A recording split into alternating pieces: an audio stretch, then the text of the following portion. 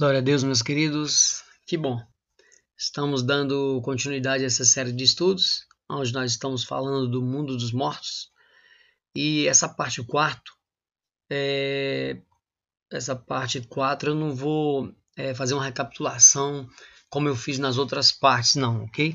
Até porque alguns versos nós vamos repetir ao longo da lição, ok? Eu quero ver se eu consigo fazer ela bem menor para encerrar nessa quarta parte, ok? Eu te convido a se inscrever no canal, né? Se você não é inscrito. Eu sou o Altair.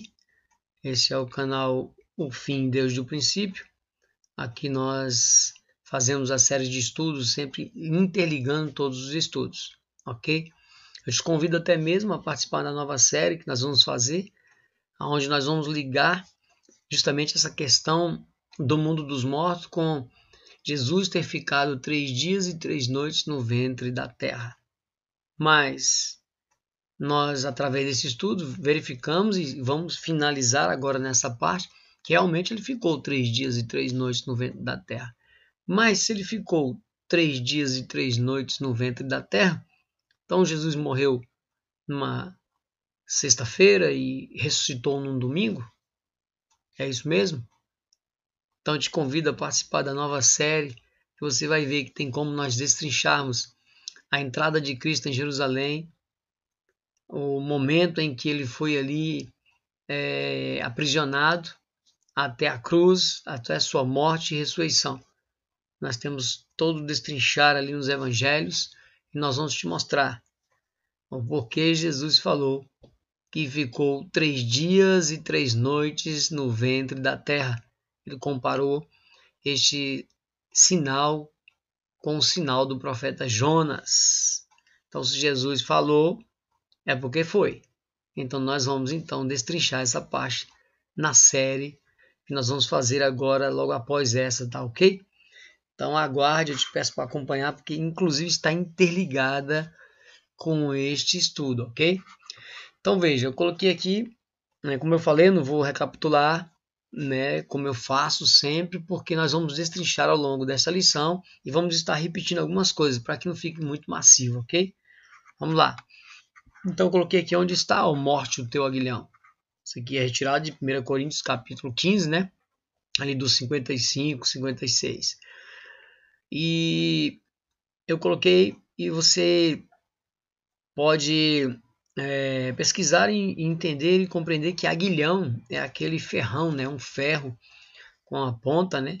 Aonde então ali o boiadeiro ou quem está conduzindo o gado usa de vez em quando o gado está rebelde, ele então quer conduzi-lo para alguma parte, né, fazer um movimento dele, ele usa o aguilhão. E esse aguilhão é para subjugar, para manter na linha, ou seja, para manter ali subjugado.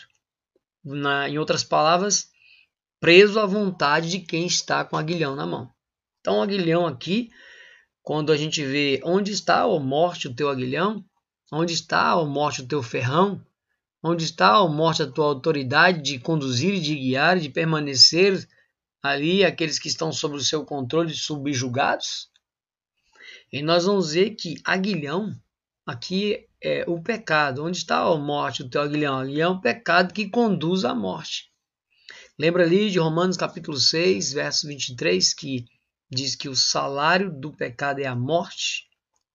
Então o salário do pecado é a morte. Também Romanos 3, 23 diz que todos nós somos destituídos da glória de Deus porque nascemos em pecado. Lembra o pecado de Adão? O pecado de Adão, ele passou para os homens. Ou seja, todos nós passamos a morrer depois que o pecado adentrou ao mundo. Então, esse pecado que entrou ao mundo nos leva à morte.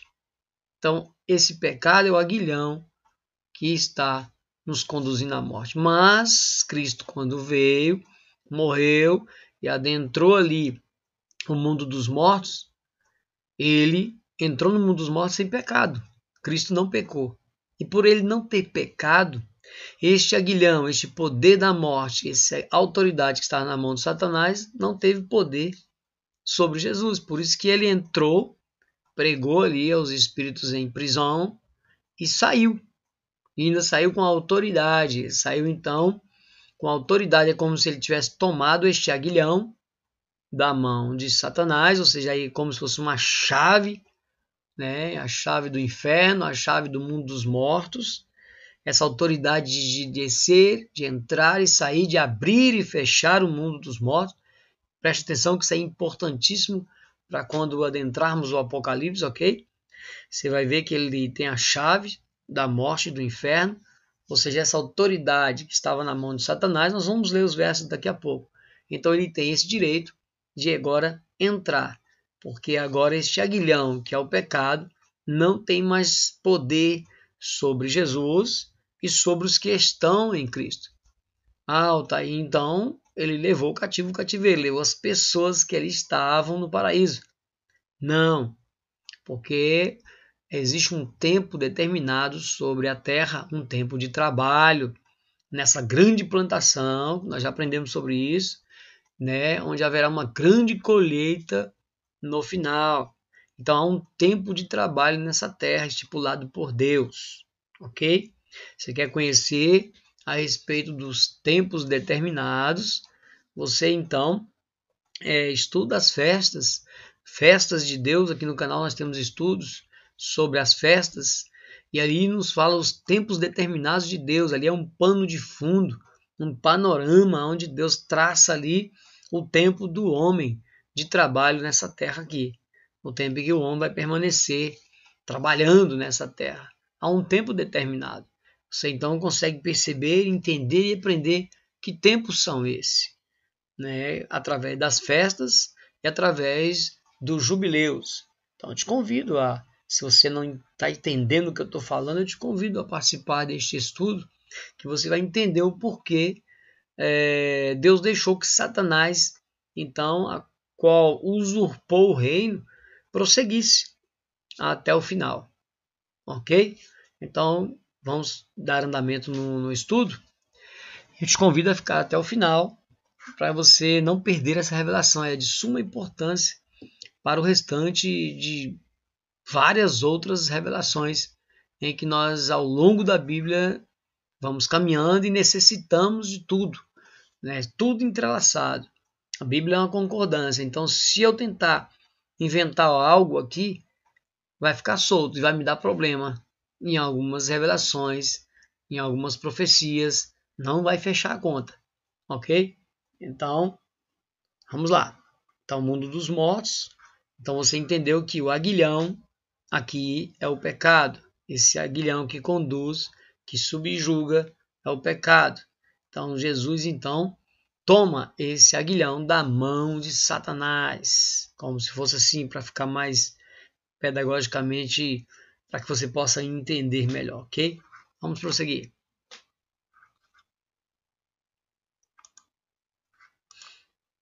Então, o cativeiro é o império da morte. Ou seja, o cativeiro, então, é o que? É o comando, é a autoridade sobre a morte. Vamos lá. Hebreus 2, 14 a 17. Hebreus 2, 14 a 17. Eu já li esse verso na aula passada, mas eu vou repetir, ok? Como eu falei. E visto como os filhos participam da carne e do sangue, também ele, Jesus, participou das mesmas coisas, para que pela morte, Jesus morreu, aniquilasse o que tinha o império da morte. Quem tinha o império da morte? Satanás. Então Jesus, pela morte dele, ele participou das mesmas coisas, e pela morte dele, então, ele vai tomar, ele vai passar a ter direitos sobre a morte. Isto era o diabo, né, que tinha o império da morte, é o diabo. E livrasse todos os que estão nele, os que com medo da morte estavam por toda a vida sujeitos à servidão. Então, pela morte, todos nós estávamos sujeitos a essa servidão, mas ele, então, aniquilou esse império, tomou esse direito da morte, porque, na verdade, ele não tomou anjos, mas tomou a descendência de Abraão. Então, ele não usou anjos, e sim usou a descendência de Abraão. Quem? Jesus, né? Para poder, então, o quê? Tomar, restabelecer o reino novamente. Satanás, então, tomou o reino ali do homem. O homem perdeu o direito de reinar quando pecou. Então, por um homem, pelo primeiro Adão, entrou o pecado no mundo. Pelo segundo Adão, então, agora, o pecado do mundo é tirado. Entrou a vida, entrou a luz, que é Cristo Jesus. Ele veio em homem, em carne. Então, ele também foi mostrar para Satanás que das mesmas coisas, né, que ele também é participante, porque ele também participou da carne e do sangue, porque ele estava em carne. Ok? Então, através de um homem, o reino seria restabelecido, seria retomado. Então, vamos lá.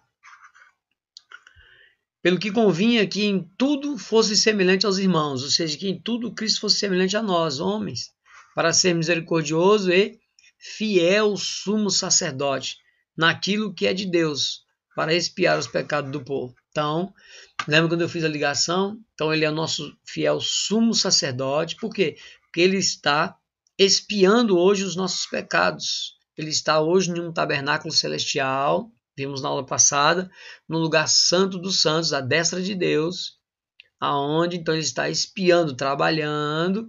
Lembra que ele fala que eu e o Pai nós trabalhamos até agora? É isso que ele está dizendo. É como se ele estivesse, né, em uma figura, como se ele estivesse fazendo a manutenção das lâmpadas, mantendo as lâmpadas acesas. Que lâmpadas são essas? Veja o estudo ali do candelabro, né, a qual nós fizemos aí há mais ou menos uns 3 estudos para trás, aí, não me recordo o número agora, mas verifique sombras e realidades no candelabro. Você vai ver que Jesus está ali fazendo manutenção das lâmpadas, manutenção das 7 igrejas, que representam uma totalidade de todas as igrejas na face da terra. Então hoje ele é o nosso sumo sacerdote, ok? Vamos lá. Então esse cativeiro, a qual Jesus levou cativo o cativeiro, levou o império da morte, o domínio, a chave, o direito de entrar, né? Ou seja, de entrar e sair do mundo dos mortos, de abrir o mundo dos mortos para retirar os santos no momento oportuno, no momento pré-determinado por ele, ok? Vamos lá. Então essa profecia sobre a chave de Davi é interessante, porque essa chave de Davi é justamente essa autoridade em que Cristo tem. Então vamos ver Isaías 22. Isaías 22. Isaías 22, 20. Vamos lá. Aqui está trazendo uma figura, esse Eliaquim aqui é uma figura do próprio Cristo. Inclusive Eliaquim significa Deus levanta, tá? Em hebraico. Não vamos destrinchar agora que para não ficar grande, nós ainda vamos fazer um estudo, eu tenho um estudo que fala de Eliaquim, que fala sobre a chave de Davi, ok? Mas aqui nós estamos passando só uma pincelada aqui. Esse Eliaquim, ele é uma figura de Cristo. Ele é um sumo sacerdote, ok? Será que naquele dia que chamarei o meu servo Eliaquim, filho de Ilquias, revesti-lo-ei da túnica, roupa sacerdotal, esforçá-lo-ei com o teu talarbarte, e entregarei nas suas mãos o teu domínio, e ele será como pai para os moradores de Jerusalém. Mas Eliaquim era pai como os moradores de Jerusalém? Então presta atenção, é uma figura de Cristo. E para a casa de Judá, e porei a chave da casa de Davi sobre o seu ombro. Veja, e abrirá, e ninguém fechará, e fechará, e ninguém abrirá. Então essa autoridade estava sendo dada aqui como figura a Eliaquim, mas é como figura, porque agora, se você for ver uma tipologia de Cristo, então quem vai ter autoridade de abrir e de fechar, né? Onde ele fecha, ninguém abre, onde ele abre, ninguém fecha. Jesus. Se você adentrou esse vídeo e não sabe o que eu estou falando, a Bíblia, ela é o tempo todo a mesma história. Nós vamos chegar no mesmo objetivo. Deus fica fazendo uma analapse. Ele fica fazendo um flashback, indo e voltando, com figuras, com histórias, né? Sempre levando a um fechamento, sempre levando a um reino, a um estabelecimento do reino, a uma vitória de Cristo e seus santos no final da história. Então, Aqui é uma figura, ele aqui é uma figura de Cristo, ok? Não dá para aprofundar mais um pouco, não, porque não é o foco do estudo, ok? Vamos lá. Então, essa chave de Davi, a qual essa autoridade foi passada para Cristo, então, o direito, essa autoridade, ela se confirma aqui em Apocalipse 3,7. Veja. Apocalipse 3,7.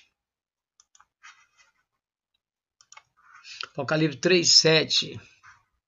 E ao anjo da igreja que está em Filadélfia, escreve: Isto diz o que é santo, o que é verdadeiro, o que tem a chave de Davi, Jesus, o que abre e ninguém fecha, e fecha e ninguém abre. É só para confirmar você que aquela figura de Eliaquim, aquela profecia, ela está se concretizando aqui.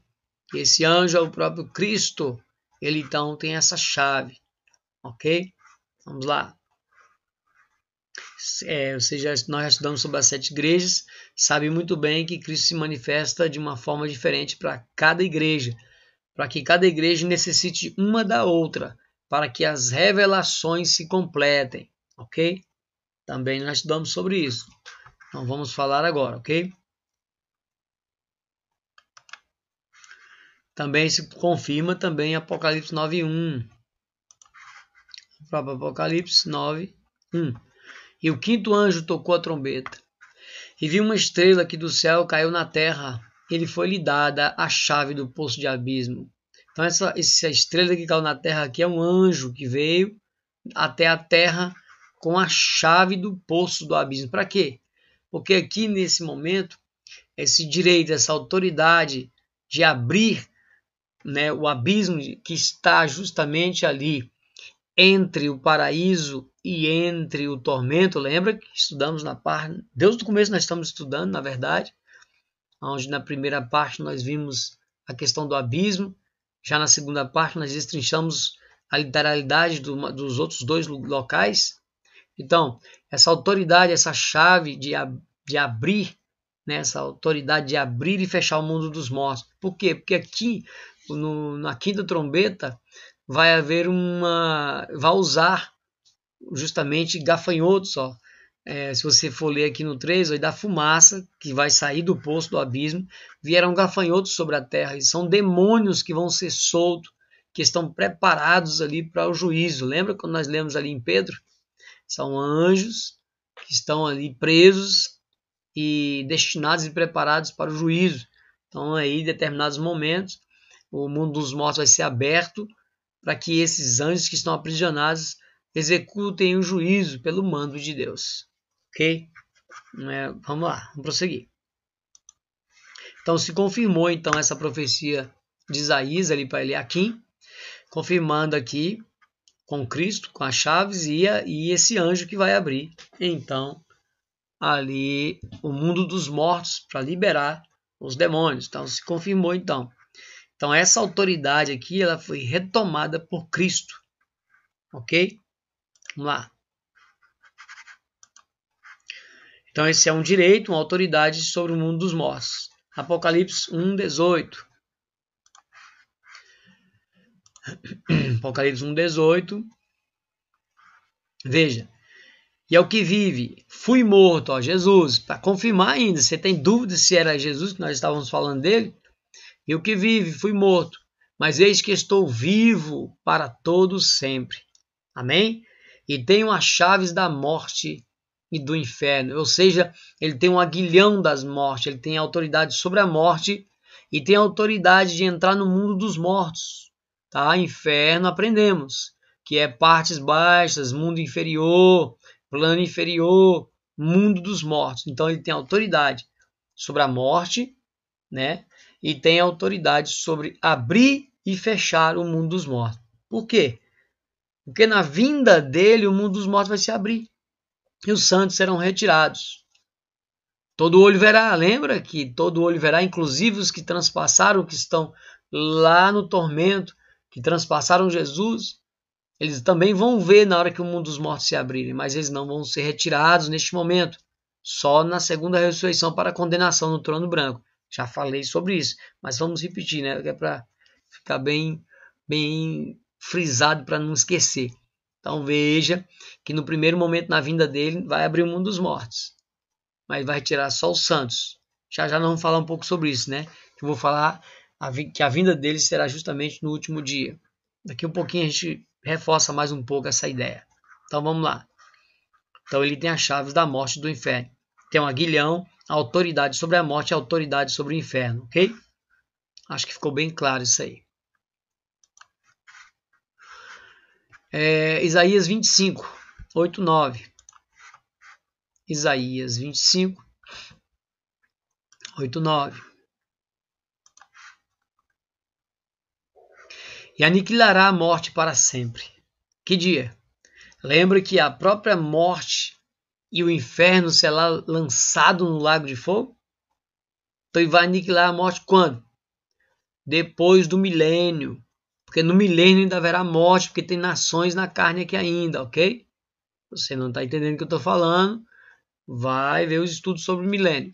Então ele vai aniquilar a morte para sempre, somente quando então terminar os 1000 anos, onde Satanás será lançado no lago de fogo, onde já estão, né, no caso, nesse momento, onde já estão a besta e o falso profeta, e então será lançado Satanás, a morte e o inferno no lago de fogo, ok? E assim enxugará o Senhor Jeová as lágrimas de todos os rostos e tirará o opróbrio do seu povo de toda a terra, porque o Senhor o disse. E naquele dia se dirá: eis que este é o nosso Deus, a quem aguardávamos, e ele nos salvará.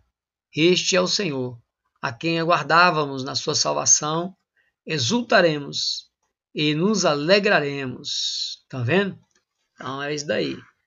Vamos lá. Mateus 16, 18. Vamos confirmando. Mateus 16, 18. Pois também eu te digo que tu és Pedro, aqui é pedregulho, Petros, pedra pequena, e sobre esta pedra edificarei a minha igreja. Essa pedra é Cristo. Pedro é um pedregulho.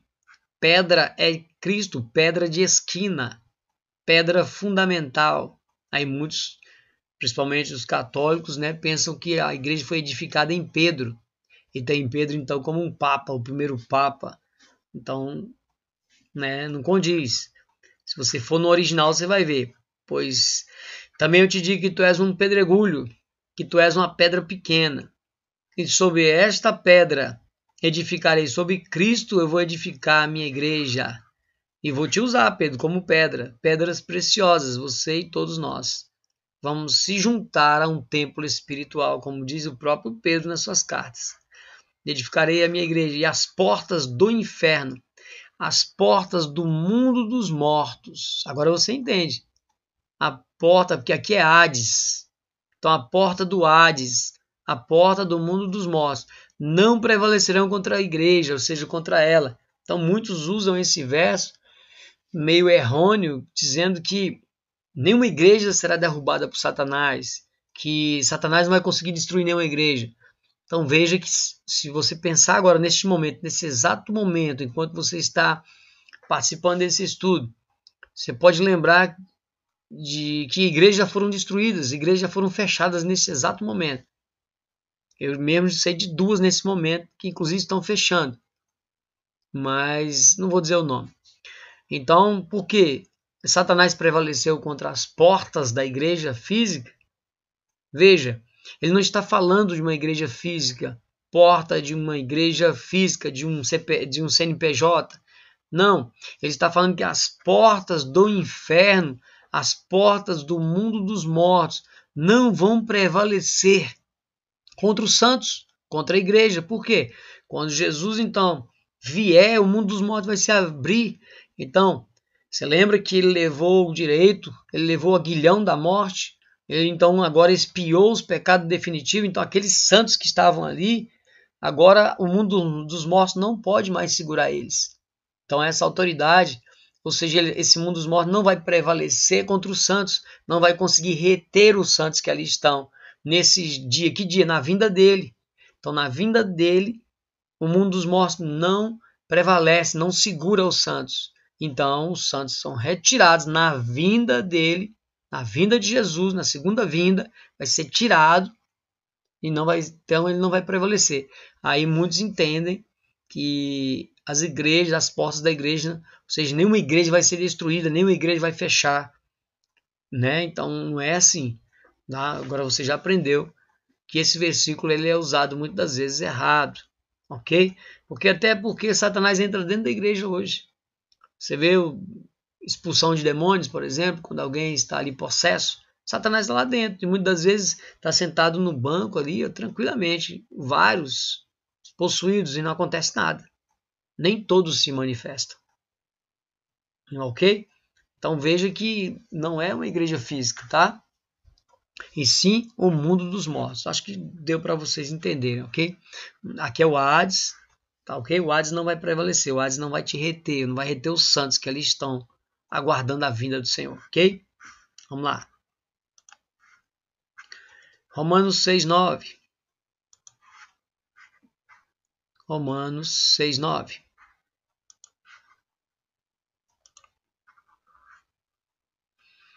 Sabendo que, havendo Cristo ressuscitado dos mortos, já não morre. Claro, quando ele ressuscita glorificado, ok? Então a morte não mais terá domínio sobre ele. Assim como aqueles que sairão na vinda dele. A morte já não mais tem domínio, porque você já está glorificado. Nós vamos ler os textos já já de 1 Coríntios 15 e Tessalonicenses. Então você vai ver que agora, quando Cristo ressuscita, ele ressuscita já glorificado. Ok? Então ele glorificado, a morte não tem mais poder sobre ele. Ele já venceu a morte. E assim serão santos em Cristo Jesus, que também hão de vencer a morte naquele grande dia, a qual se tornaremos em corpo incorruptível. E assim como ele é, nós seremos e o veremos. Vamos lá. Ok? Então vamos lá. Então essa autoridade ficou bem clara, né? Autoridade sobre o mundo dos mortos. Autoridade de entrar e sair. Ok? Então o mundo dos mortos não tem mais autoridade sobre aqueles que estão em Cristo Jesus, ok? Repito, mas ainda estão lá e nós vamos provar já já para quem ainda tem dúvida. Então ele não levou os santos, e sim o domínio sobre a morte. É massivo, mas tem que ser para você entender. Eu tenho que amarrar com todos os textos para não dar brecha, para as pessoas chegar aqui e colocar um texto qualquer e querer questionar, fazer algum comentário ou querer questionar somente com versículos sem provar todo um contexto histórico, ou seja, todo um pano de fundo que Jesus está estabelecendo para poder então mostrar o cumprimento de todo o plano de redenção. E aí todo esse trabalho, né, minucioso, e aí simplesmente alguém vem com um verso que não tem nada a ver e tenta tirar do contexto para atrapalhar essa história linda e maravilhosa que Deus nos conta através de sua palavra. Então, vamos lá. Então ele não levou os santos e sim o domínio sobre a morte, né? Ele tirou o aguilhão e o império da morte. Colossenses 3:1-4. Vamos lá. Colossenses 3:1-4. Ele diz: portanto, se já ressuscitaste com Cristo, veja, aqui quando você nasce de novo, é como se você tivesse morrido, lembra no batismo? Você morre para o mundo e nasce para Deus, é um novo nascimento. Lembra de João 3 ali, Jesus falando para Nicodemos que é necessário nascer de novo? Então, você já está como se já estivesse ressuscitado em Cristo. Mas você, por exemplo, eu aceitei Cristo. Eu já ressuscitei em Cristo, porque eu morri para o mundo e nasci de novo, certo? Mas eu já estou glorificado? Eu já estou vivendo isso neste momento? Não, essa literalidade só vai acontecer só no último dia, na vinda dele. Os mortos ressuscitarão primeiro, os vivos serão transformados. Veja, é só naquele dia. Então, portanto, se já ressuscitasse com Cristo, ou seja, eu já nasci de novo, eu busco o quê? Buscar as coisas que são de cima. Então, quando eu nasço de novo, né? Acabei de nascer, eu busco agora as coisas do alto. Quais as coisas do alto? Eu vivo em obediência a Cristo, cumprindo ali os mandamentos. Ou seja, os dois que são resumidos, que ele resumiu ali, né? E sempre eu gosto de falar e repetir, que ali estão os 10, estão os 613. Vamos lá. Então eu busco as coisas do alto, onde Cristo está assentado à destra de Deus. Então eu busco as coisas dos céus, as coisas que ele estabeleceu aqui na terra, a qual ele deixou para nós exemplos, ensinamentos. Por isso que ele fala para nós seguirmos as suas pisadas. Por isso que Paulo fala: sede meus imitadores, como eu sou de Cristo. É isso. Somos pequenos cristos quando nascemos e buscamos as coisas do alto. Pensar nas coisas que são de cima e não nas que são da terra. Por quê? As que são da terra são terrenas, concupiscências carnais, obras da carne. Então nós temos que estar atentos, ser vigilantes para buscarmos as coisas espirituais. Porque já estáis mortos para o mundo e a vossa vida está escondida com Cristo em Deus. Eu frisei isso aqui para você gravar isso aqui, ó. A nossa vida ela está escondida em Cristo. Como assim? Porque nós estamos de um posicionamento, para quem está vivo, nós estamos num posicionamento sendo guardados em Cristo. Mas lembra, para aqueles que buscam as coisas do alto, que vivem em obediência. Então a minha vida está escondida em Cristo. Mas que os que já morreram também estão escondidas em Cristo. Estão guardadas em Cristo lá no paraíso, aguardando então o dia da redenção completa, onde Cristo virá buscar os santos e os vivos que aqui estiverem serão todos juntos, ninguém vai na frente de ninguém. Calma que nós vamos ler essa sequência que Paulo deixa muito bem claro para nós em 1 Coríntios 15. Então veja, essa vida está escondida em Cristo? Sim, os santos, o diabo não atua sobre as nossas vidas só com a permissão de Deus, ou ele tem autoridade sobre os filhos da desobediência. Tá? Então nós estamos escondidos em Cristo. Lembra que Cristo era o pão que desceu do céu? Cristo era um maná escondido. Ele vai falar em Apocalipse que vai dar de comer, né? Quem vencer vai receber do maná escondido. Que maná escondido é esse? Cristo estava escondido no Pai, Deus da fundação do mundo. Então, eu tenho um estudo só sobre isso, nós vamos falar dele. Então, Cristo estava escondido no Pai, onde ele se manifestou ali na plenitude dos tempos, em carne no quarto milênio. Assim, nós hoje estamos escondidos em Cristo, né? Mas nós estamos escondidos em Cristo como?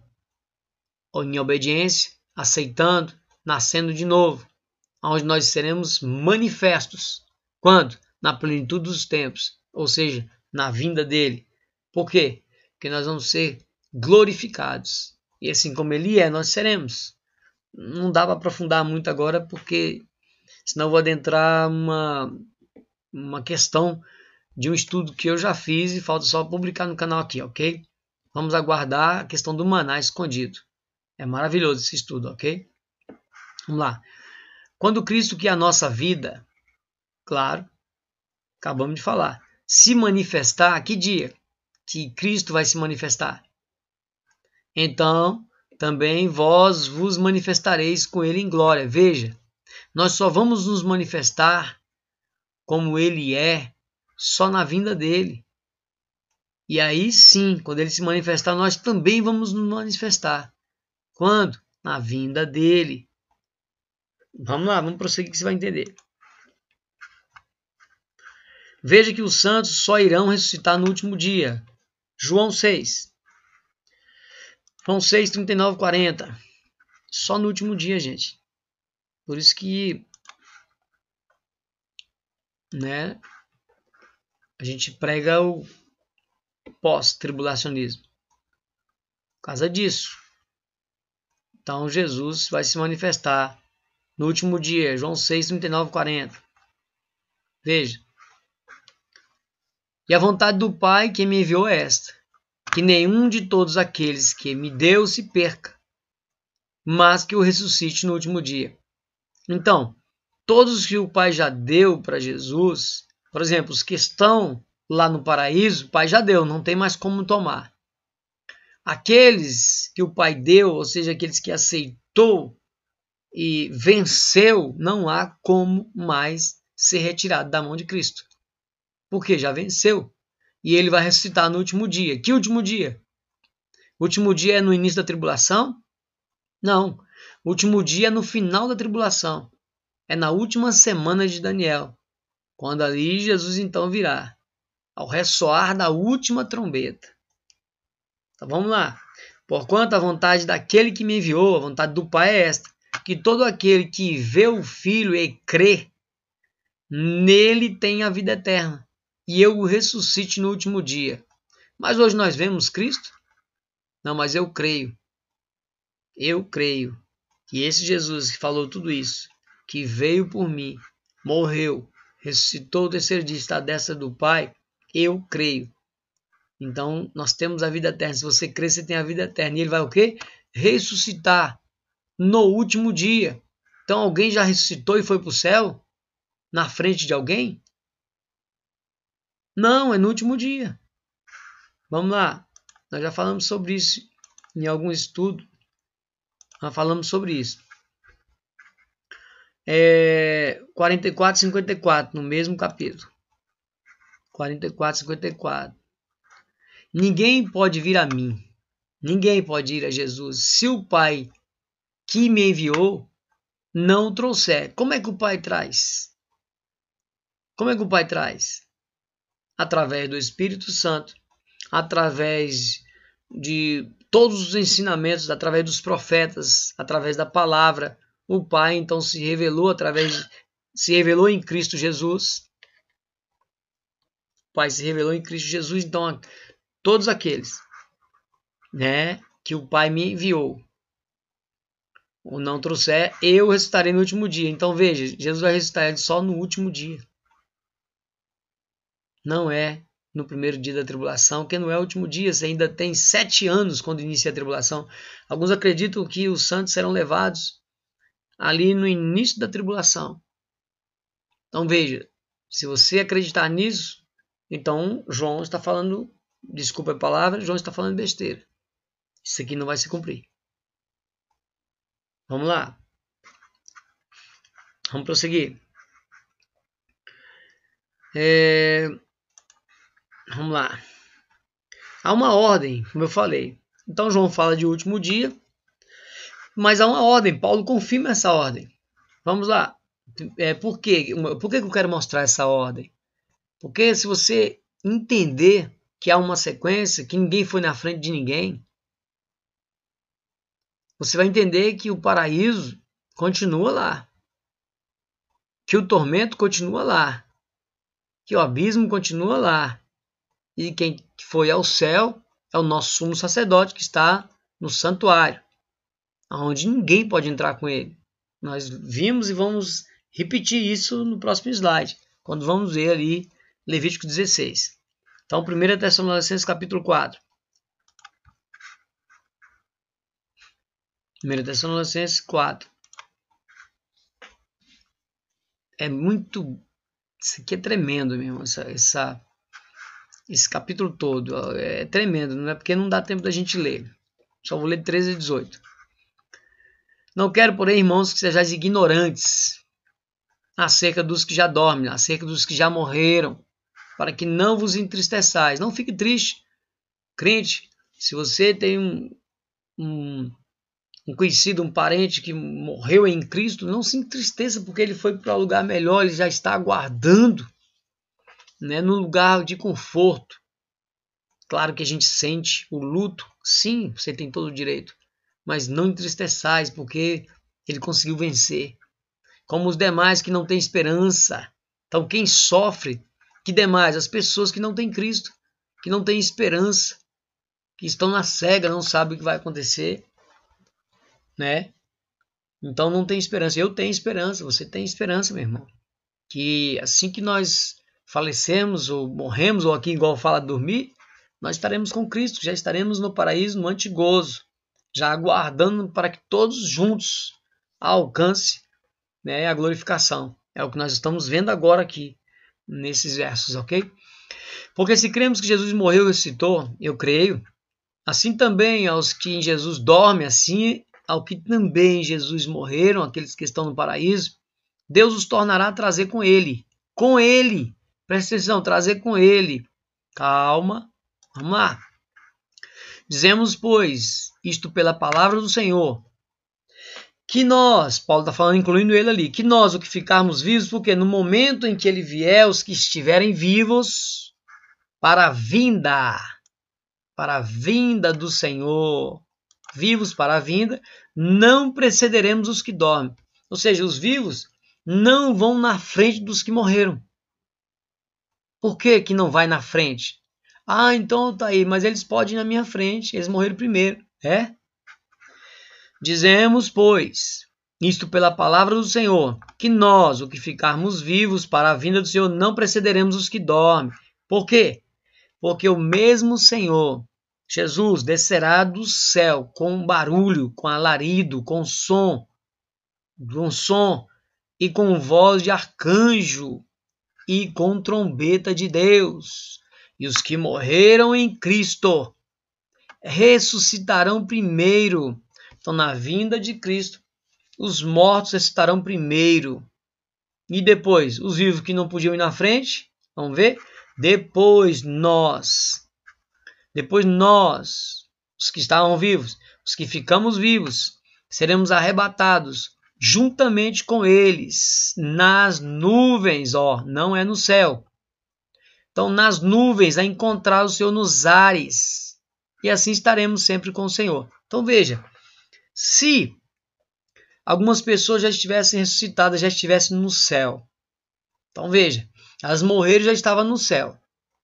Espera aí, mas acabou de falar que é uma sequência. Que os vivos não vão na frente dos mortos. Que os mortos não vão sem o vivo. Que os mortos ressuscitarão primeiro e os vivos juntamente, juntamente, ou seja, uma transformação dos corpos nos vivos e juntamente se encontrarão nos ares. Espera aí, mas eles já não estavam no céu? Então quer dizer que eles vão descer, aí esperar, ressuscitar primeiro, mas eles já estavam ressuscitados? Aí eles vão ressuscitar primeiro, aí vai juntar com os vivos e vai subir de novo. Tá vendo que não tem jeito, gente? Tá vendo que não fecha a conta? É só você ler com calma o português aqui. Ah, não acredita só nesse capítulo? Ah, não. Você não entendeu que há uma sequência e que os mortos vão ressuscitar primeiro junto com os vivos para as nuvens? Que não tem ninguém no céu? Ah, não deu para acreditar? Então vamos lá. Eu podia clicar aqui, e ir aqui na concordância, mas eu não vou para não tomar tempo nesse estudo, ok? Eu não quero deixar ele tão grande. Eu só quero te mostrar o seguinte, com trombeta de Deus. Que trombeta é essa? Paulo conhecia as festas. Paulo sabia que aqui era o ressoar da última trombeta. Aí nós vamos entender já já, preste atenção. Olha o momento certo. Olha o momento certo. Ok? Vamos lá. Vamos lá, momento certo. 1 Coríntios 15, 12 a 26. 1 Coríntios 15, 12 a 26. Vamos lá. Você entendeu o que eu falei? Ora, 12 a 26. Ora, se prega que Cristo ressuscitou dos mortos, como diz algum dentre vós que não há ressurreição dos mortos? Então, saduceus não acreditavam na ressurreição. Isso aqui está também reforçando para eles, que tinha pessoas que não acreditavam na ressurreição. E se não há ressurreição dos mortos, também Cristo não ressuscitou. E se Cristo não ressuscitou, logo é vã a nossa pregação. E também é vã a nossa fé. Ou seja, nós estamos embasados que Cristo veio, morreu por nós, ressuscitou e está à destra de Deus. Se isso não aconteceu, então é vã o que nós acreditamos. É isso que ele está mostrando para aqueles que não criam na ressurreição. E assim somos também considerados como falsas testemunhas de Deus, pois se testificarmos de Deus que ressuscitou a Cristo, ao qual, porém, não ressuscitou, se não é verdade, os mortos não ressuscitam. Então, se Cristo não ressuscitou, os mortos também não vão ressuscitar. Essa comparação que ele está fazendo. Porque se os mortos não ressuscitam, também Cristo não ressuscitou. Porque Cristo veio como primícia dos mortos. Ele morreu e ressuscitou primeiro do que todo mundo. Ele é primícia. Se ele ressuscitou, todos os mortos vão ressuscitar. É isso que está sendo esse ensinamento aqui de Paulo. E se Cristo não ressuscitou, é vã a nossa fé e ainda permaneceis nos vossos pecados. Por quê? Não há como ter redenção, né? E também os que dormiram em Cristo estão perdidos. Veja, então os que dormiram em Cristo estão perdidos. Ó, nós já estamos no Novo Testamento. Então, se a gente não acreditar que Cristo veio e ressuscitou, aqueles que estão lá no paraíso também estão perdidos. Se esperarmos em Cristo só nesta vida, somos mais miseráveis que todos os homens. Porque nós esperamos muito mais. O que esperamos é o que João fala, 1 João 2,24. A maior promessa para nós, e cremos e temos a esperança, é a vida eterna. Ok? Mas agora Cristo ressuscitou dos mortos e foi feito primícias. Eu quero que você grave isso aqui, ó. Paulo conhece as festas, ok? Aqui é primícias.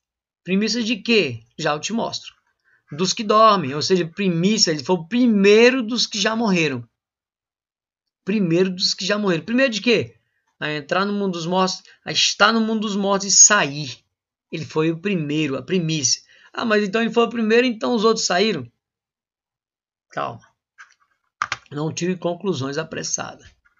Porque assim como a morte veio por um homem, Adão, primeiro Adão, também a ressurreição dos mortos veio por um homem, Jesus, homem. Porque assim como todos morrem em Adão, assim também todos serão vivificados, todos serão trazidos à vida em Cristo. Mas, preste atenção, acabamos de ver em Tessalonicenses. Mas, cada um por sua ordem. Gente, há uma sequência. Você sabe o que significa ordem? Sequência. Cristo, as primícias. Depois os que são de Cristo na sua vinda. Gente, na sua vinda. Jesus então ali, naquela primeira vinda, ele já estava ali, 33 anos, morreu. Aí o pessoal vai então ele sendo o primeiro, vai então na vinda dele, mas ele já estava ali. Nós estamos falando de uma segunda vinda. Então Cristo, ele é a primícia. Ele foi ao céu, ao Pai. Depois de 3 dias e 3 noites ele foi ao Pai. Como primícia, se apresentar. Dizer, eu venci o mundo, venci a morte. E depois, os outros, na sua vinda, mas ele já estava lá, mas ele voltou 40 dias e 40, ele ficou 40 dias na terra ainda, ensinando os discípulos. Ah, tá aí, então e aí? Você tá vendo que aí tem dúvida, né? Aí então tá, se você quiser ainda, o pessoal foi como primícia e ficou lá, ele veio, ficou 40 dias aqui ensinando os discípulos, né? Tem algumas pessoas que pensam assim. Mas vamos então matar essa brecha também, né? Vamos derrubar essa brecha, ó. Vou repetir aqui para ficar bem claro. Mas cada um por sua ordem. Há uma sequência. Cristo primeiro e depois os que estão em Cristo na sua vinda. Vamos crer que a segunda vinda. Vamos firmar já já. Depois virá o fim. Opa! Então quer dizer que Jesus levou aqueles lá com ele como primícia e já chegou o fim? Acabou? Não. Depois virá o fim quando tiver entregado o reino a Deus, ao Pai. Ele vai entregar o reino a Deus, ao Pai. Que dia? Já entregou? Não, ele vai entregar. Sabe quando? No final do milênio. A guerra do Armagedon. Jesus restitui o reino aqui. O reino é restituído a Jesus. Ele vai reinar por 1000 anos, com nós sendo reis e sacerdotes na terra, sobre as nações que vão restar, para cumprir a promessa de que Israel reinaria sobre toda a terra. E depois, no final dos 1000 anos, o reino será passado para o Pai. Então veja, e quando houver aniquilado todo o império e toda a potestade e força, que é aí onde ele vai passar, o reino para o Pai, ou seja, o 8º dia, será a eternidade. Porque convém que ele reine até que haja posto todos os inimigos debaixo de seus pés. Ora, o último inimigo que há de ser aniquilado é a morte. Por quê? Porque vai ser aniquilado por Jesus. Mas não já foi, ele já está com poder, com aguilhão. Mas esse inimigo só vai ser aniquilado no final do milênio, aonde essa morte e o próprio mundo dos mortos será lançado no lago de fogo e enxofre. Você está entendendo? É, você tá entendendo? Eu não vou ler mais, eu ia ler até o final. Deixa eu pular 47 a 58, vamos lá. 47 a 58, aqui. 47...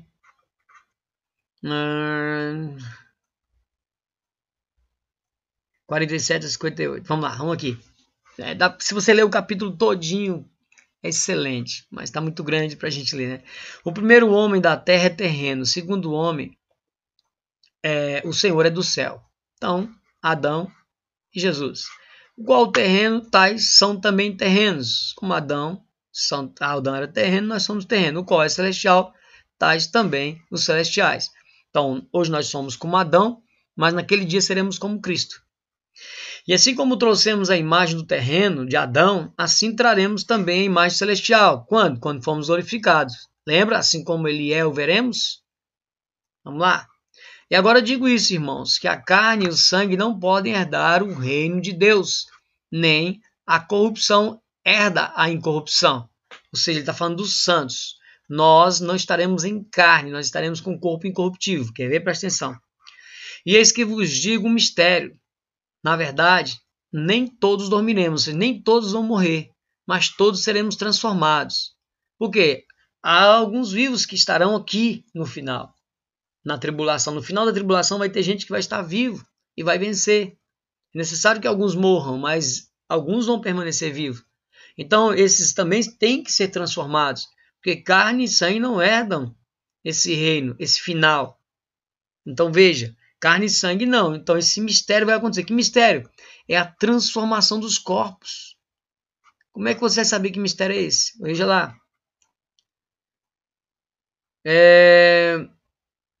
Aqui tem vários mistérios. Esse mistério, por exemplo, aqui é que os homens são despenseiros dos mistérios de Deus, ou seja, que os homens nos considerem como ministros de Cristo e dispenseiros do mistério de Deus. Então são vários mistérios de Deus que tem. Paulo mesmo fala de vários mistérios, né?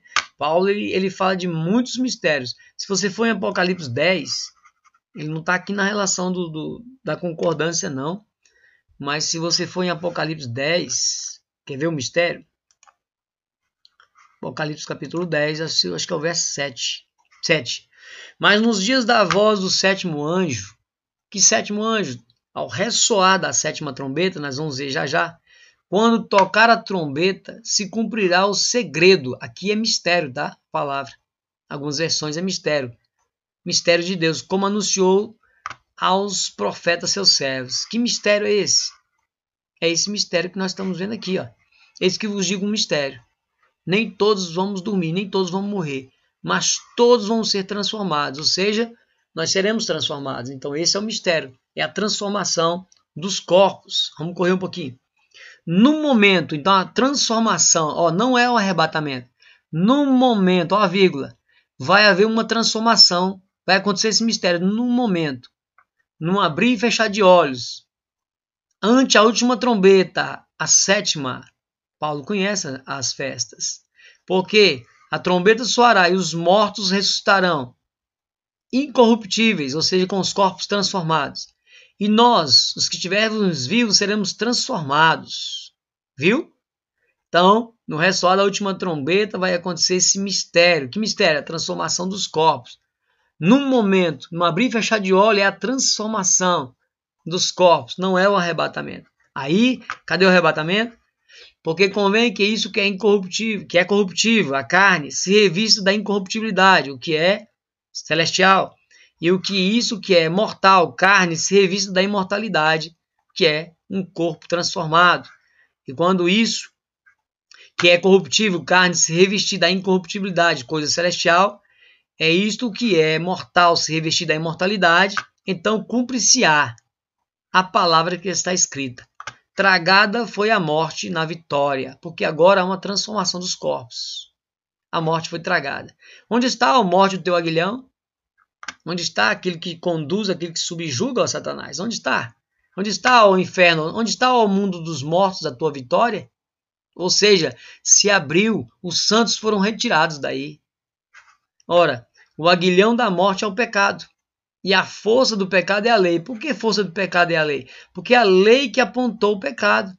A lei, o ai, o instrutor, o professor nos ensinou o que é pecado e o que não é pecado. Então a força da lei é essa, é o ensinamento que ela nos traz, o que é pecado e o que não é pecado, o santo e o profano. Mas graças a Deus que nos dá vitória por nosso Senhor Jesus Cristo. Portanto, meus amados irmãos, sede firmes e constantes. Por que firmes? Para não cair, para não perder a coroa da vida. Sempre abundantes na obra do Senhor, sabendo que o vosso trabalho não é em vão no Senhor. Então veja que está uma sequência, meus irmãos. Tem uma sequência. Tem uma sequência. A Apocalipse 17 eu já li, mostrando qual é o mistério, a transformação. Ou seja, então, como pode, então, aqueles que ressuscitaram com Jesus ter ido para o céu como primícias e ficaram lá, e logo após todos que morrem em Cristo já vão para o céu direto? Ainda tem brecha, né? Vamos lá. Vamos acabar com essa brecha. Estamos acabando. Então, Cristo é as primícias, já falei. Né? Nós já lemos. Ele é primícia dos que dormem. Levítico 23.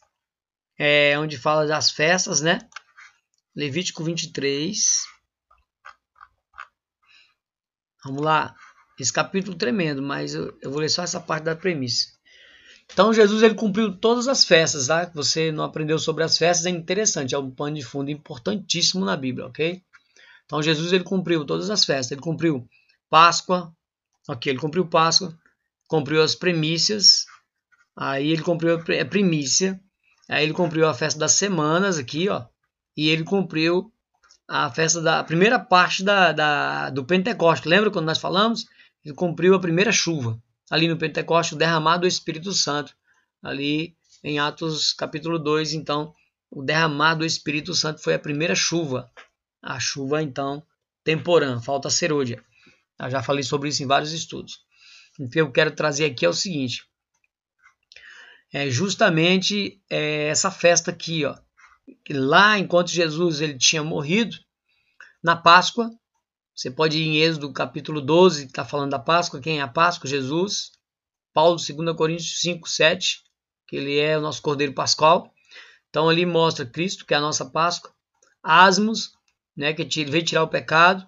E as primícias, ele foi apresentado como trigo, como primeiro trigo, o primeiro fruto da colheita, da plantação. É por isso que ele foi como primícia para o Pai. Veja, o que há? Vamos lá. Aqui.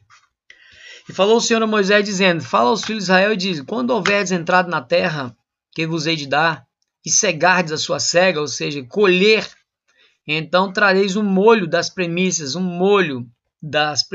da vossa cega ao sacerdote. É um molho de trigo. Lembra que Cristo ali, em João 12, Cristo é o trigo? Lembra que era necessário que ele morresse? Ou seja, quando você planta o trigo, ele morre e nasce vários trigos. Então é necessário que ele morresse para não ficar só. Então é isso. Então Cristo é a nossa primícia, Cristo é o nosso trigo, que foi apresentado para o Pai. Então trazeis o molho da primícia da vossa cega, da colheita, e moverá o molho perante o Senhor, para que sejam aceitos. E ao seguinte dia do sábado, o moverá o sacerdote. Então já vamos começar a fazer ligação com a próxima série. Hein? Então veja que o sacerdote, ali, quando você tinha a Páscoa, no dia seguinte, você tinha os asmos, contavam 7 dias. E aí então, no 7º dia, depois do 7º dia, no primeiro dia seguinte, que era o primeiro dia, então se apresentaria então o trigo, o sacerdote fazia assim, ó, com o molho de trigo, apresentando a Deus a primícia, os primeiros frutos escolhidos. Então Jesus ele foi apresentado no primeiro dia. Veja, apresentado no primeiro dia. Grave essa fala minha. Jesus foi apresentado no primeiro dia como trigo, ok? Como primeiro fruto a ser colhido dessa plantação. Ó, vamos gravar isso. Né? E no dia seguinte, né, que moverdes o molho, preparareis um cordeiro sem mancha de um ano em holocausto ao Senhor. Aí não vamos ler aqui mais, mas então veja que ele tinha que fazer isso. Ao dia seguinte, ao sábado, então no domingo, no primeiro dia da semana, Jesus era apresentado. mas ele ressuscitou domingo? Aguarde o próximo estudo, a próxima série, ok? E você vai ver que coisa interessantíssima. Se você não viu, você vai ver. Que maravilha é esse estudo. Então, Jesus, nosso trigo, foi apresentado como primícia, ali cumprindo uma figura do sumo sacerdote. O sumo sacerdote apresentava diante de Deus um molho de trigo.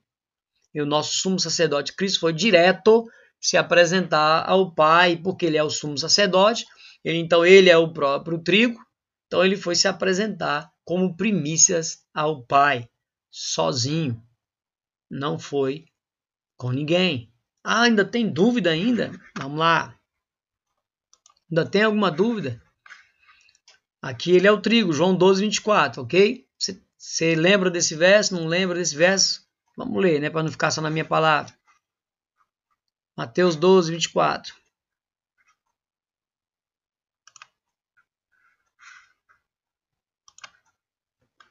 Acho que aqui é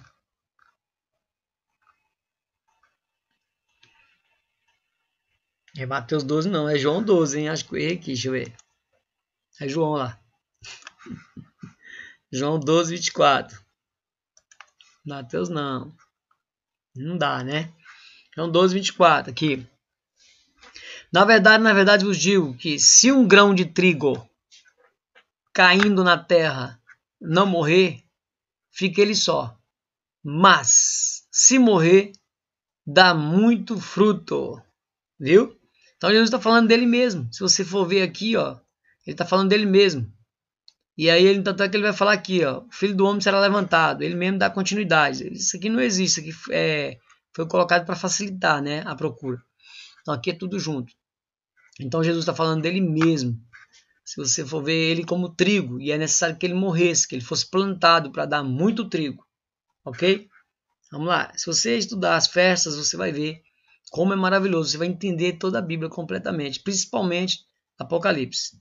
Você não vai ficar. Paulo entendia completamente, era doutor da lei. Sabia das festas, das 70 semanas, das casas de Israel, dos judeus e gentios junto, formando ali um corpo onde Cristo é a cabeça. Então, se você não aprender isso, você não consegue passear pela Bíblia, ok? Vamos lá. Então veja, Cristo a primícia foi apresentado. Ele mesmo se apresentou ao Pai, ali como sombra, como realidade de uma sombra no sacerdócio antigo. Aí a figura do sumo sacerdote terreno no dia da expiação. Vou repetir da aula passada para fechar isso aqui. Então, Levítico 16. Aí nós já estamos fechando, tá? Levítico 16, 2, 3.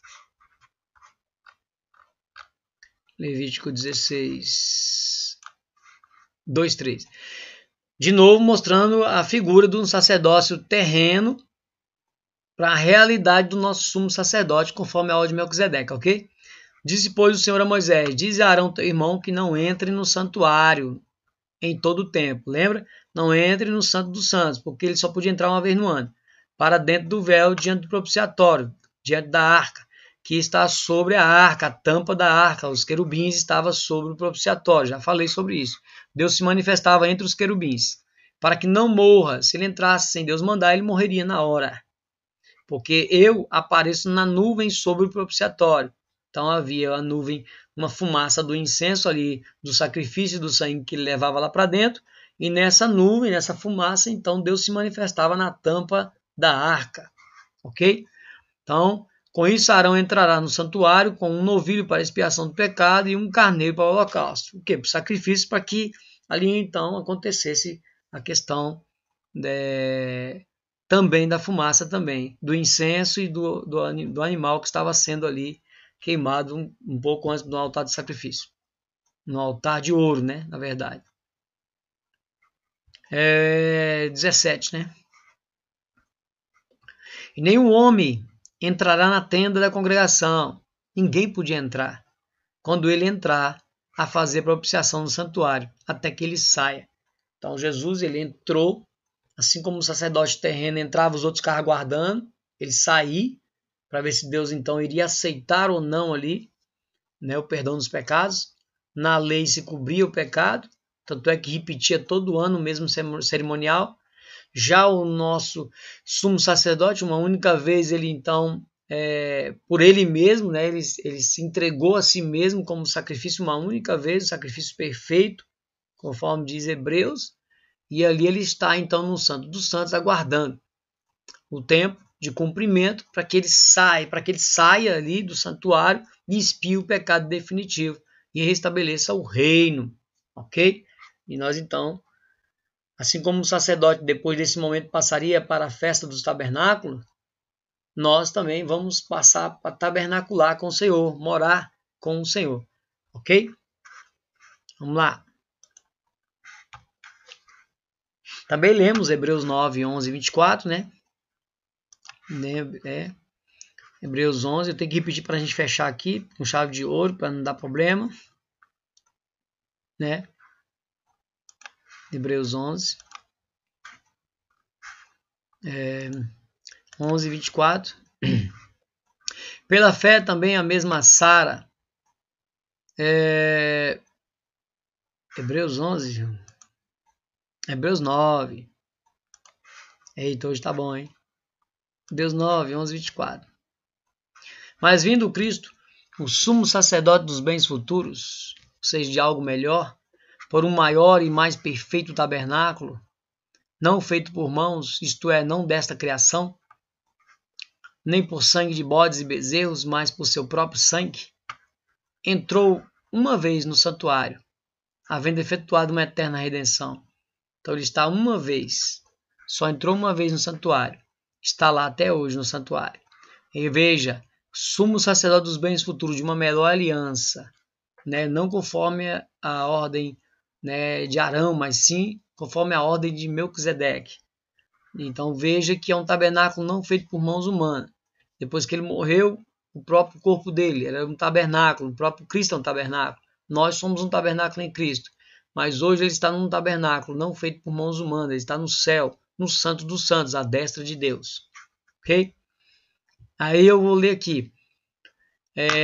Porque Cristo não entrou num santuário feito por mãos, figura do verdadeiro, porém no mesmo céu, para agora comparecer por nós perante a face de Deus. Então ele hoje está na face de Deus, diante de Deus, à direita de Deus, à destra de Deus, à destra do trono de Deus, intercedendo por nós, fazendo o que o sacerdote terreno fazia.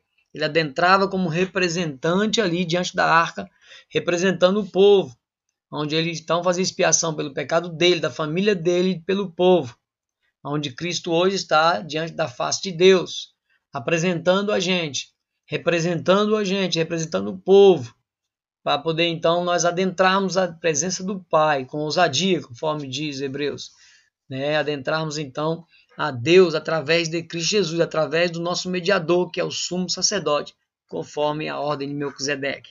Vamos lá. Eita, mas hoje tá bom isso aqui, hein? Hebreus 8, 1 a 5. Próprio Hebreus, capítulo 8, 1 a 5. Ora, a suma do que temos dito é que temos um sumo sacerdote tal, temos, Jesus Cristo, que está assentado nos céus à destra do trono da majestade. Veja, ministro, trabalhador, ao ministério dele, ministro do santuário, do verdadeiro tabernáculo, o qual o Senhor fundou, e não o homem.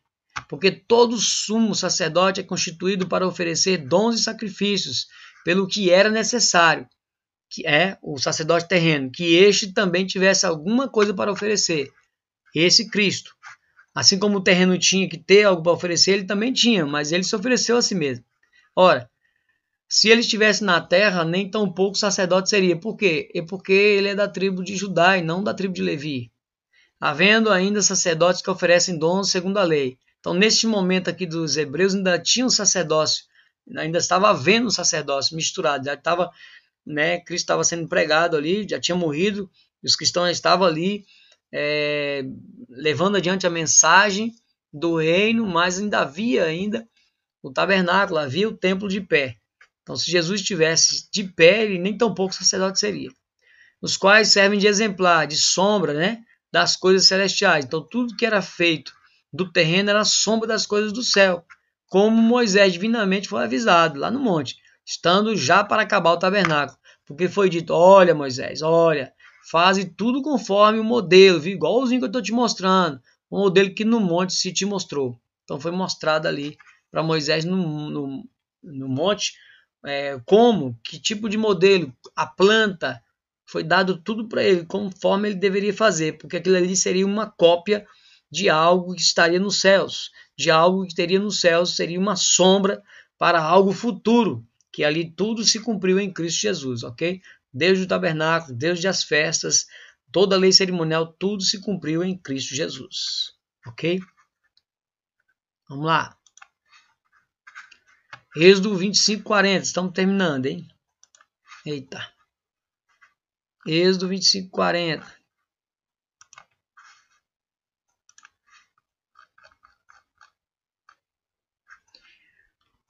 Pois que ele fala, só para confirmar, atenta, pois que o faças conforme o seu modelo, que te foi mostrado no monte. Aqui é questão de todo, né, tabernáculo, como é que deveria ser feito, ó, o modelo do candelabro, o modelo da mesa, o modelo da Arca da Aliança. Tudo foi mostrado para ele no monte. E tudo aqui representa Cristo, tá? Quem não estudou o ministério do tabernáculo deve estudar, que é muito importante, ok? Vamos lá. Vamos fechar. Então, o que acontece? Então, tem gente que duvida ainda, né? Então, não tem ninguém no céu, certo? Só Jesus, certo? Mas Altair, os que ressuscitaram com Cristo ali, na hora que ele morreu e depois ele ressuscitou, muitas pessoas ressuscitaram.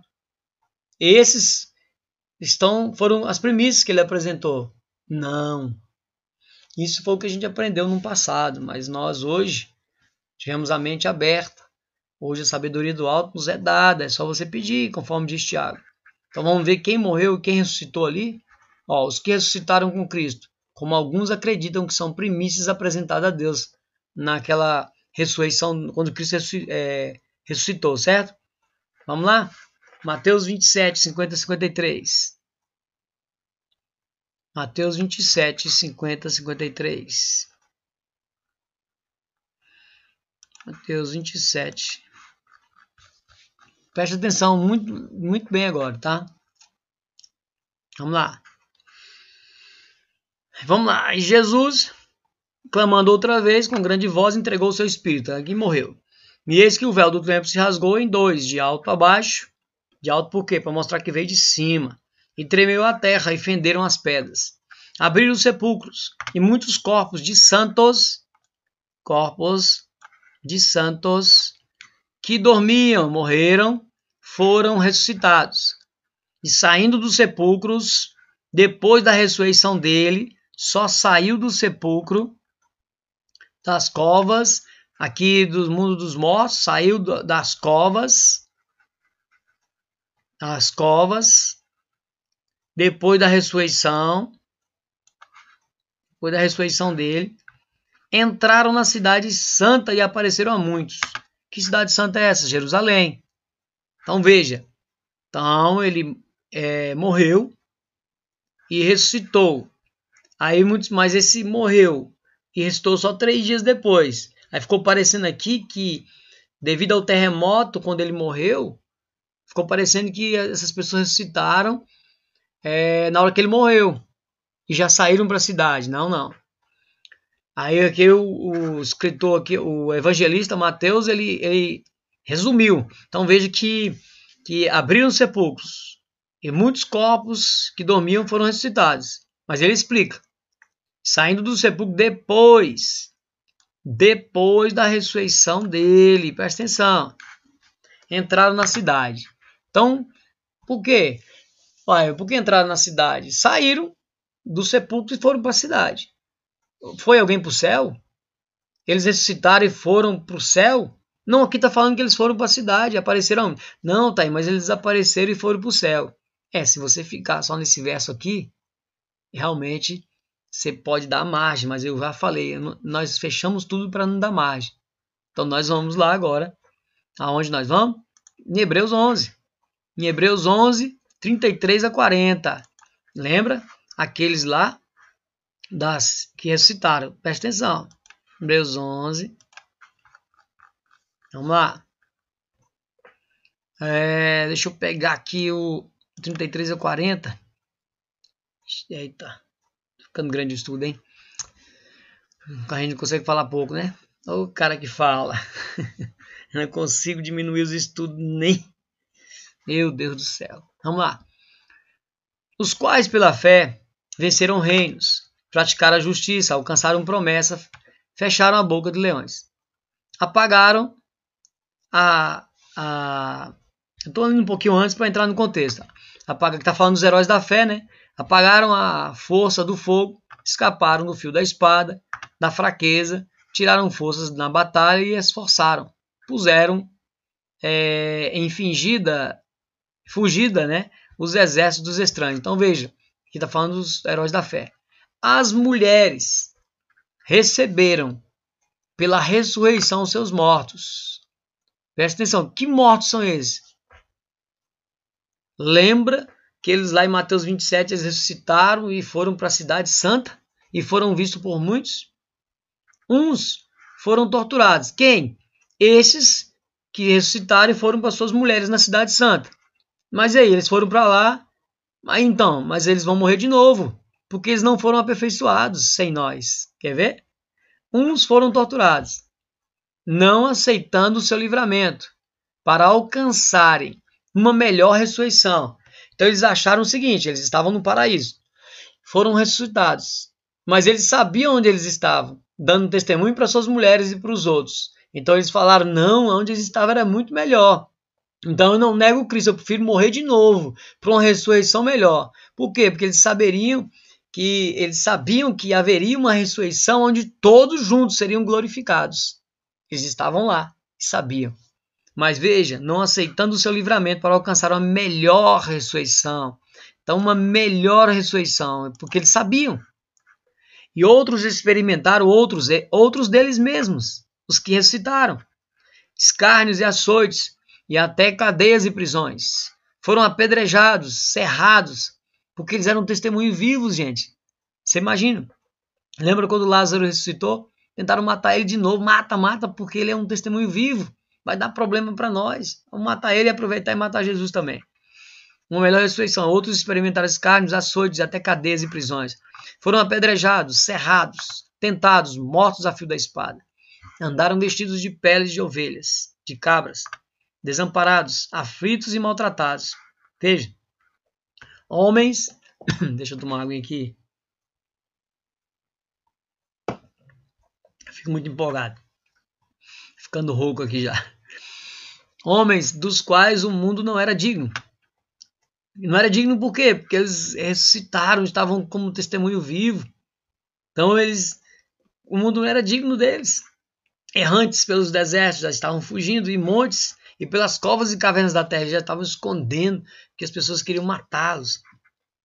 E todos estes quem? Os homens que apareceram às mulheres, tendo tido testemunho pela fé, não alcançaram a promessa. Que promessa? A vida eterna. Que promessa? A transformação dos corpos. Não tinha ainda alcançado. Por quê? Provendo Deus alguma coisa melhor a nosso respeito, para que eles, quem? Os que ressuscitaram, sem nós, não fossem aperfeiçoados, ou seja, não fossem glorificados. Não se tornaram com seus corpos incorruptíveis. Eles ressuscitaram com corpos corruptíveis, porque você vê que ainda morreram de novo. Então veja, para que eles, sem nós, por que fala sem nós, gente? Porque lembra de 1 Coríntios capítulo 15, 55 e diante, na verdade 51 e diante. Lembra de Tessalonicenses 4? Lembra a ordem, sequência? Os mortos estarão primeiro, depois nós, os vivos, seremos então transformados e juntos encontraremos o Senhor nos ares, nas nuvens. Estamos aqui embaixo, não estamos no céu. Juntos, ordem, sequência. Então, sem nós não fossem aperfeiçoados. Quem, gente? De Mateus 27, gente. De Mateus 27, gente. De Mateus 27, está aqui, ó. Saindo dos sepulcros depois da ressurreição dele, entraram na cidade santa e apareceram a muitos. Que muitos, gente? Que muitos? As mulheres receberam pela ressurreição seus mortos. Eles esperando uma melhor ressurreição, gente. Para que eles, sem nós, não fossem aperfeiçoados. Há uma sequência. Há uma sequência, gente. Sem nós, sem a sequência, ninguém é aperfeiçoado na frente de ninguém. Esse estudo não tem o objetivo de falar a questão do arrebatamento secreto, arrebatamento pós ou pré. Mas nós somos pós, e você vê aqui que tem uma sequência. Essa sequência acontecerá no último dia. Não é no início da tribulação. Onde, se você pensa, imagina se esses aí fossem primeiro. Por exemplo, vamos supor que os santos são arrebatados no início da tribulação. Aí então vai haver um banquete lá no céu, vamos dizer assim, uma bodas do Cordeiro, e a metade do corpo está aqui embaixo sofrendo. Ah, mas eles não eram. Não, mas muitos vão se salvar na tribulação. E aí, como é que pode isso? Eles mesmos falam isso. Então, se aqueles que se salvaram na tribulação, eles não têm bodas, não vão participar do banquete, vai haver uma festa onde metade do corpo sofre e a outra metade faz festa. A palavra de Deus diz que se um membro do corpo padece, todo o corpo padece. Ninguém vai na frente de ninguém. Para que eles, sem nós, não fossem aperfeiçoados. Então eles tiveram que morrer de novo, ir para o mundo dos mortos de novo e aguardar a nossa chegada, ou seja, a nossa chegada ou a transformação, para que juntos então encontremos o Senhor nos ares. Estamos terminando. Cumprimento de Daniel 9:24 é o que vai acontecer. Daniel 9:24. Quando o sumo sacerdote sair do Santo dos Santos, vai acontecer. Daniel 9:24. Vai acontecer isso aqui, ó. Onde o anjo Gabriel entrega então, ensina, mostra para Daniel o cumprimento, a explicação da visão, da revelação anterior do capítulo 8. Ele vem explicar e ele acaba que dá mais uma revelação, dá mais uma profecia para Daniel. E nós estamos aqui, ó. 70 semanas estão determinadas sobre o teu povo. Está faltando uma semana dessas 70. Quem não conhece, procure no canal. Tem um estudo da estátua de Daniel. É muito bom. Sobre o teu povo. Que povo? Aí, antigamente pensavam que era judeu. Mas hoje nós sabemos que judeus e gentios, onde foi profetizado ali. Deus de Gênesis 48. Lá no começo, mas Gênesis 48 é mais claro. Na hora que Efraim e Manassés entram na promessa, são adotados de netos, passaram para serem filhos adotivos, filhos legítimos. Então ali nós entramos como gentio, adotados como filhos legítimos de Deus, tendo direito à herança, a qual foi prometida para Abraão, Isaque e Jacó. Então veja, nós estamos incluídos no povo de Deus. 70 semanas estão determinadas sobre o teu povo e sobre a tua santa cidade, para extinguir a transgressão, só naquele dia, dar fim aos pecados, depois do final das 70 semanas, expiar a iniquidade, trazer a justiça eterna, selar a visão, a profecia e ungir os santos dos santos.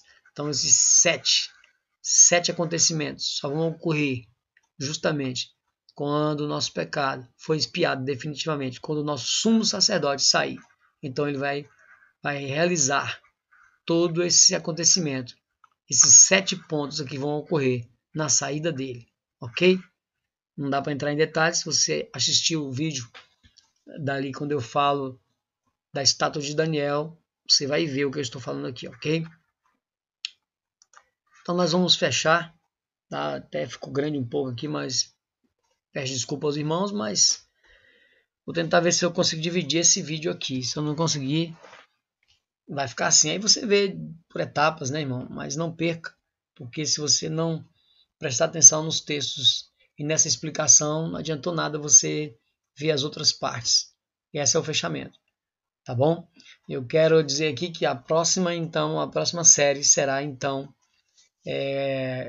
quando eu vou falar, o nome dela, eu vou ver se eu coloco aqui 3 dias e 3 noites no ventre da terra. E vou deixar uma interrogação, ok? Aí então eu peço a você, se gostou do estudo, dá um likezinho aí. Se não é inscrito, se inscreva.